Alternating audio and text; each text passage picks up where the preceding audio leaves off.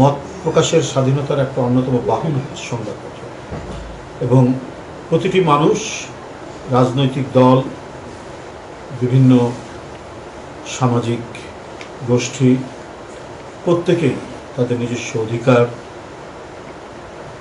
প্রয়োগে যখন অন্যান্য ইনস্টিটিউশনগুলো বন্ধ থাকে তখন সংবাদপত্রের উপর নির্ভর করে।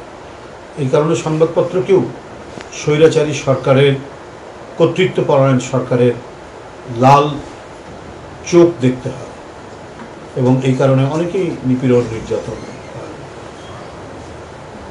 সমাজের মানুষও দায়িত্বশীল সংবাদ মাধ্যম বা গণমাধ্যম যাই বলি না কেন, তাদের কাছ থেকে দায়িত্বশীল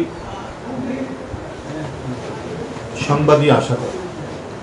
সম্প্রতি কয়েকটি বিষয় আমরা লক্ষ্য করেছি, বিশেষ করে কয়েকদিন আগে, 2-3 দিন আগে চট্টগ্রামের রাউজান, চট্টগ্রাম উত্তর জেলার রাউজান থানায় উপজেলায়, সেখানে কিছু দুর্বৃত্তের বাড়িতে অভিযান চালিয়ে অস্ত্রসহ এদের কয়েকজনকে গ্রেপ্তার করছে। আর কেউ বিএনপির লোক নয়।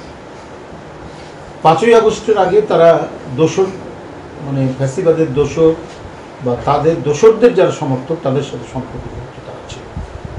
একটা এলাকায় জানেন নানা ধরনের মতপার্থক্য থাকে নেতৃবৃন্দের মধ্যে, নানাভাবে বিশৃঙ্খলা তৈরিরও অনেকে সুযোগ সৃষ্টি করে।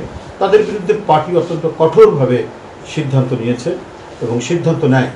রাউজানও আপনার নানাবিধ যে বিশৃঙ্খলার কারণে দলের গুরুত্বপূর্ণ নেতৃবৃন্দ যারা রয়েছেন তাদের বিরুদ্ধেও কিন্তু শাস্তিমূলক ব্যবস্থা গ্রহণ করা হচ্ছে, এবং তারা মানে বেশ সিনিয়র নেতা, তারপরেও সেখানে ব্যবস্থা গ্রহণ করা হচ্ছে।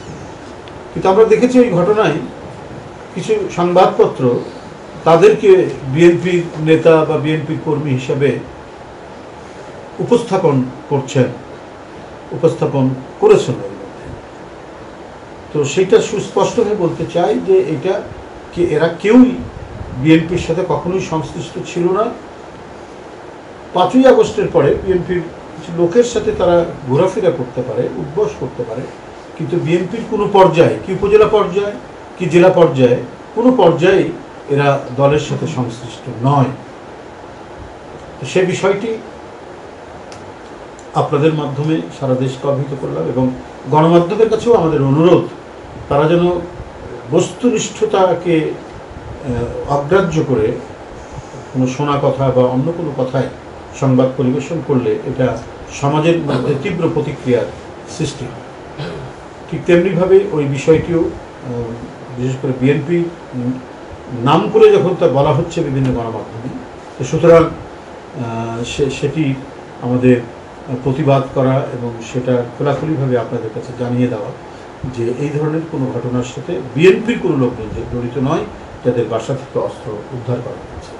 আর ওই এলাকায়, ওই থানায় এর আগে যারা বিভিন্ন বিশৃঙ্খলা তৈরি করেছেন দলের লোকরা, তাদের বিরুদ্ধে মানে কঠোরতর ব্যবস্থা গ্রহণ করা হয়েছে। আর আমরা সবসময় সরকারকে বলে এসেছি যে দুর্বৃত্ত যারা সমাজের মধ্যে ভয়, আতঙ্ক তৈরি করে, তাদের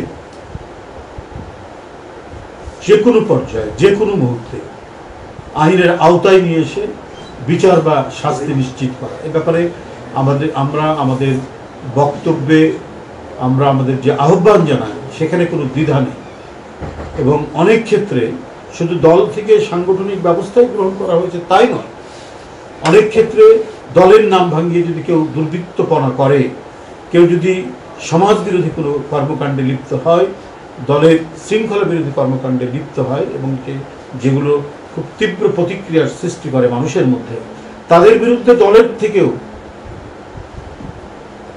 মামলা দেওয়া হয়েছে এবং আইনের আওতায় নিয়ে আসার কথা বলা হয়েছে।